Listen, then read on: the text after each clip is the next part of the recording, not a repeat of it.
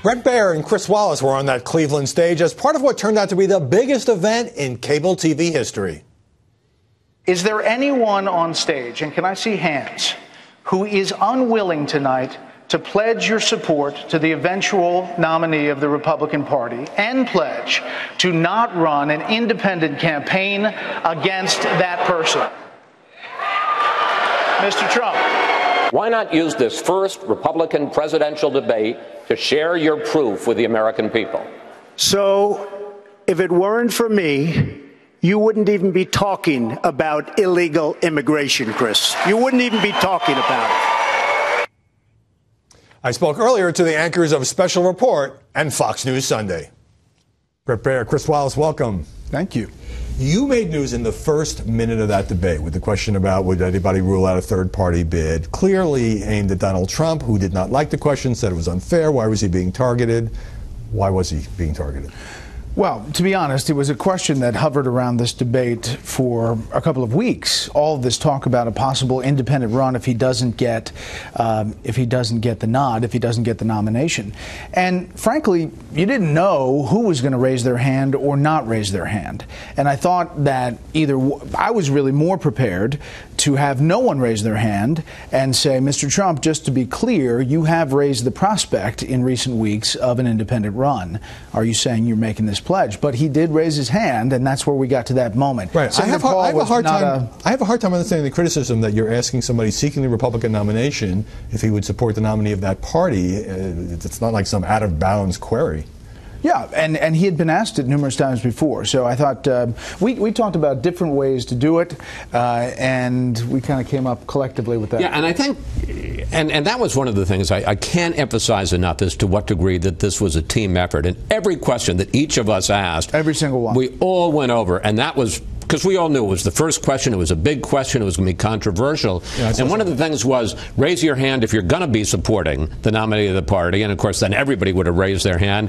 And at some point, and it was like a house built by a committee. I don't know who came up with it. The idea was raise your hand if you won't pledge to support, which created, I have to say, it kind of took my breath away.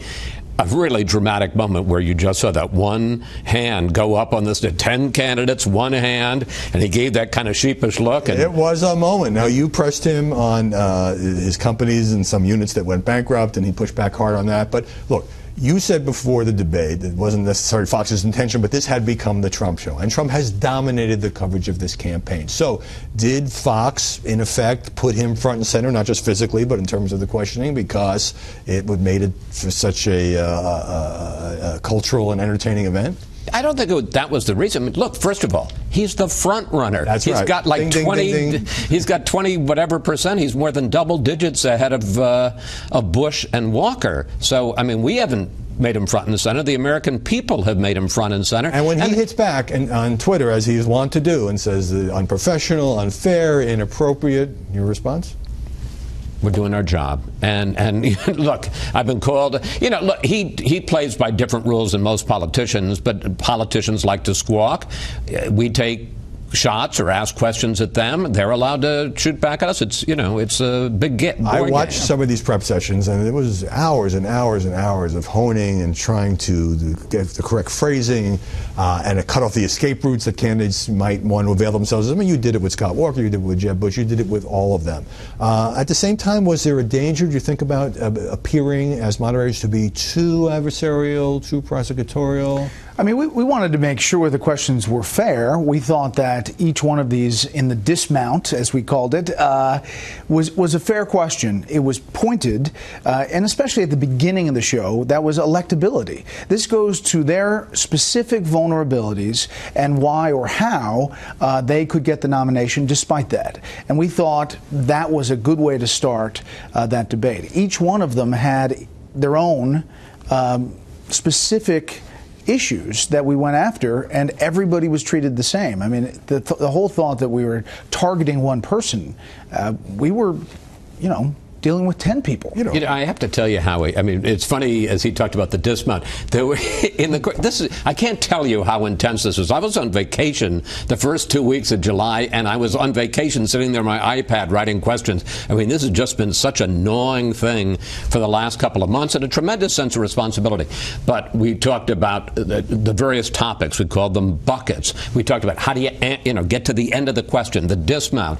At one point, I said, because our tendency was, all right, you said this, but that, and, we didn't want 2 hours of that. So at one point I said, we need something like a sorbet in the middle of a meal, a palate cleanser. That became the phrase. And that became a phrase. Yeah. And the idea was, like we hadn't mentioned Hillary Clinton much. Let's give a couple of candidates an opportunity to talk about Hillary Clinton. So between buckets, dismounts, and sorbets, it was a very interesting debate prep. We had some raspberries, some lemons, some... It was you two are master chefs along with Megyn Kelly.